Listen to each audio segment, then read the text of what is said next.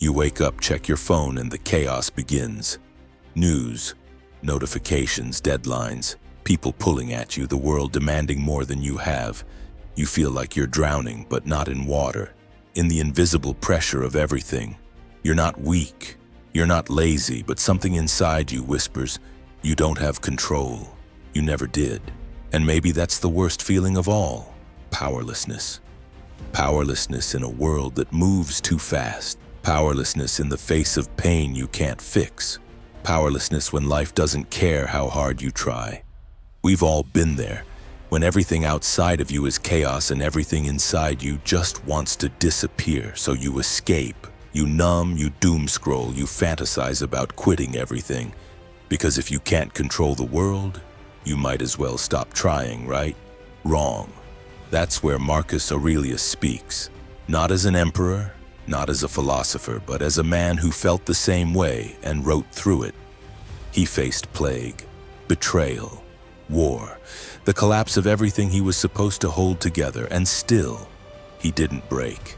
Because he understood something most of us never learn. You can't control the world, but you can control the way you meet it. This video is not just about stoicism. It's about remembering your inner power in a world designed to keep you distracted, reactive, and defeated. It's about how Marcus Aurelius built an inner fortress so strong no empire, no suffering could touch it, and how you can start building yours too. Not with fake positivity, not with hustle, but with stillness, clarity, and an ancient truth that modern life has made us forget. You have power over your mind, not outside events. Real strength is in choosing your response. So here's the question. When the world spins out of control, will you collapse with it? Or will you do what Aurelius did and become the still point in the storm? Let's find out. Let's be honest. You were never taught how to handle chaos. You were taught to respond, to adapt, to perform, to keep up. From the moment you were old enough to understand the world, you were already being shaped by it. And what does this world teach you? Scroll faster, buy more, be liked, stay updated, react. So when the pressure rises, you don't pause. You spiral, you chase comfort, you chase validation. You chase anything that makes the anxiety quiet down for just 5 minutes. That's the hidden problem. You weren't taught how to be powerful. You were taught how to cope, to medicate discomfort instead of mastering it, to seek control where you never had it, other people, outcomes, social media metrics, instead of where it's always lived, your own mind. Marcus Aurelius knew this. He lived through a collapsing empire, political betrayal, death, disease, loss. He wasn't some untouchable sage meditating in silence. He was a man under pressure, with armies to command, children dying, and a world crumbling around him. And yet, in the middle of all that noise, he wrote this: "You have power over your mind, not outside events. Realize this, and you will find strength." Modern society reverses this truth. It convinces you that your power comes from controlling what's outside of you. Your career, your image, your romantic partner, your status. But Aurelius knew, the more power you give to external conditions, the more enslaved you become by them. Here's how modern life traps you in powerlessness. You confuse motion with meaning. You're constantly busy but never grounded. You're addicted to movement but still feel stuck. You outsource your emotions. You wait for circumstances to improve so you can feel okay. You give your peace to people who don't even notice they're holding it. You expect ease. You've been sold the lie that life should be frictionless. So when pain hits, you don't know how to sit with it. You numb it, or flee it, or collapse under it. But Marcus wrote something you won't find on Instagram. If you are distressed by anything external, the pain is not due to the thing itself, but to your estimate of it. And this you have the power to revoke at any moment. Let that sink in. Your pain isn't always about the world. It's about your interpretation of it. That doesn't mean emotions aren't real. It means they aren't kings. You get to decide who rules your inner life. You. Not your fear, not your doubt, not your circumstances, but only if you stop outsourcing your power. Aurelius didn't believe in avoidance. He believed in meeting reality head-on, calmly, clearly, without panic. And you can too. But first, you have to stop fighting what you can't control and start mastering what you can. Your attention, your reaction, your judgment, your habits, your breath. This is where your strength begins, not when the world changes, but when you do. So what does that actually look like in practice? How do you become someone who doesn't spiral in chaos but stands rooted in clarity? That's what we'll explore next. Because Marcus didn't just write about power, he lived it. And in the next section, we'll break down the exact practices he used to stay grounded, focused, and unshaken, no matter what came at him. You don't become powerful by accident. You don't wake up calm, focused, and clear just because you read a quote. That kind of strength, real, unshakable strength, takes practice. Marcus Aurelius didn't just think deeply. He trained daily. Every morning he reminded himself, you will meet people who are meddling, ungrateful, arrogant, dishonest, jealous, and surly. He expected challenge, not because he was cynical, but because he understood that peace doesn't come from ease. Peace comes from preparation. So what did his practice look like? It wasn't glamorous, it wasn't loud, it wasn't even public. His power was built in solitude, in stillness, and in discipline of thought. And it started with one principle. You are not your emotions. Marcus didn't suppress feelings. He observed them. He noticed anger without becoming it. He witnessed fear without feeding it.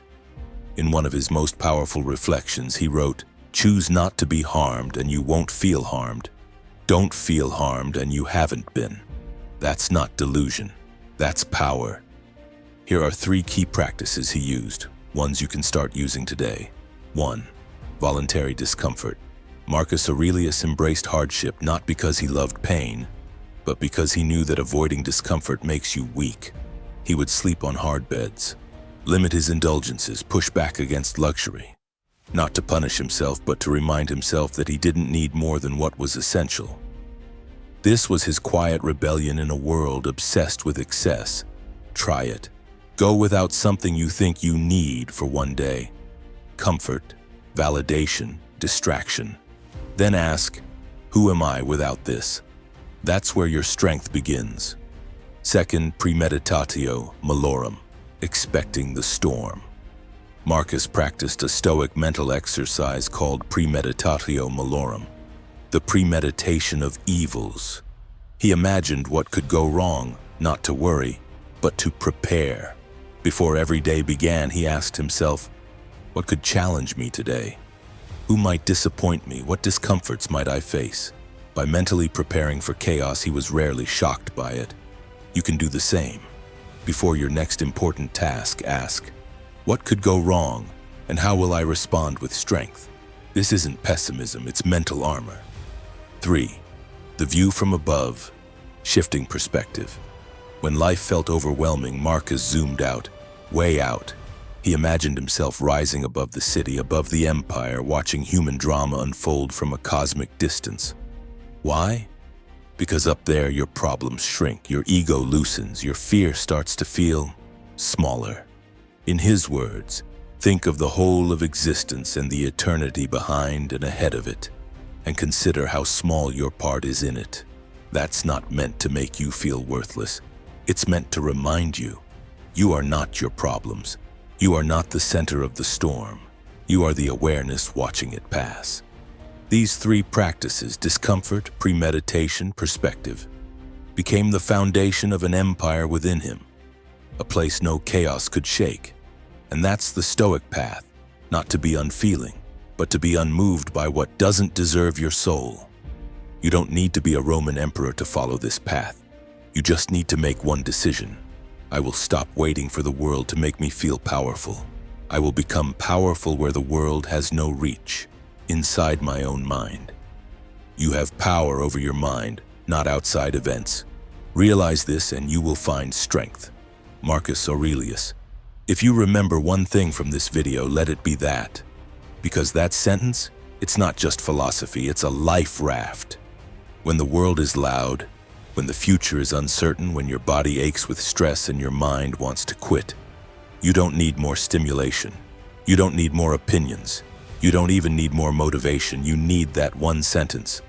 It pulls you back into your body, back into the moment, back into what you can control.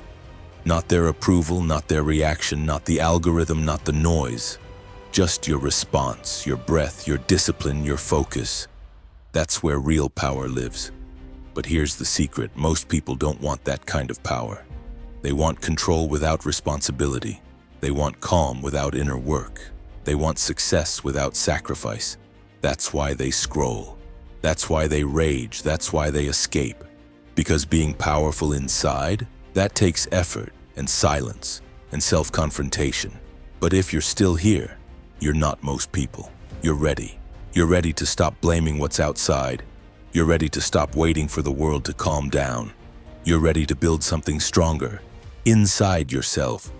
That's the gift Marcus left us. Not rules, not perfection, but a path, one step at a time, one clear thought at a time, one brave breath at a time. So tomorrow morning, when your alarm rings and the world rushes in and your mind starts spinning again, don't forget what you've learned here. Pause, breathe, remember who you are. Say it out loud if you have to. I have power over my mind. Nothing else gets to decide how I live today. And mean it. Because the world won't stop testing you, but that's not the point. The point is you are no longer powerless. You were just never taught where your power lives.